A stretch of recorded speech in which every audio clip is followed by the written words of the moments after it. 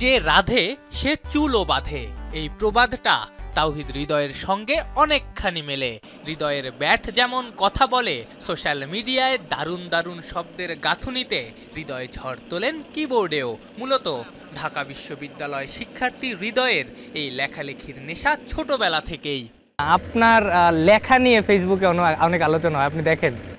চেষ্টা করি যতটুকু আসলে করা যায় বা বলা যায়। অনেক সময় ভুল হতেও পারে, আবার ঠিকও হতে পারে, কিন্তু আমার ভিতরে যেটা মনে হয় আমি সেটাই বলার চেষ্টা করি। আপনি নিজেই লেখেন না অ্যাডমিন লেখেন? যেটা অ্যাডমিন লেখে সেই অ্যাডমিন মনে হয় ওটা করে। আমি চেষ্টা করি যতটুকু করার আর কি, মানে যতটুকু বলা যায় আর কি। অনেকে বলেন আপনি নাকি কাজী নজরুল ইসলাম।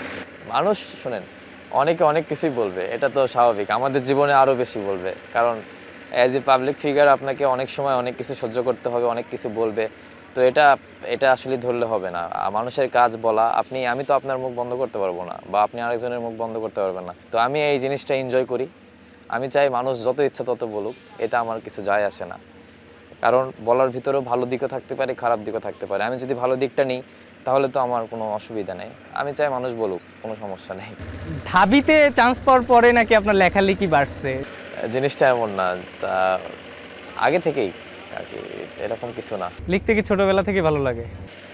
লাগে মানে সত্যি কথা বলতে যে লাগে, কিন্তু সবসময় ভালো লাগে না। এটা ডিপেন্ড করে মুডের উপরে। আসলে সবসময় আপনি কি লিখবেন আমার যে কাজ ওইদিকে ফোকাস করাটাও তো জরুরি।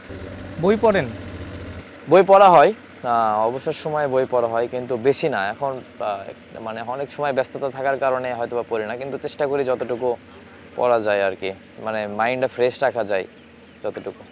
আফনান পিয়াল, যমুনা স্পোর্টস, ঢাকা।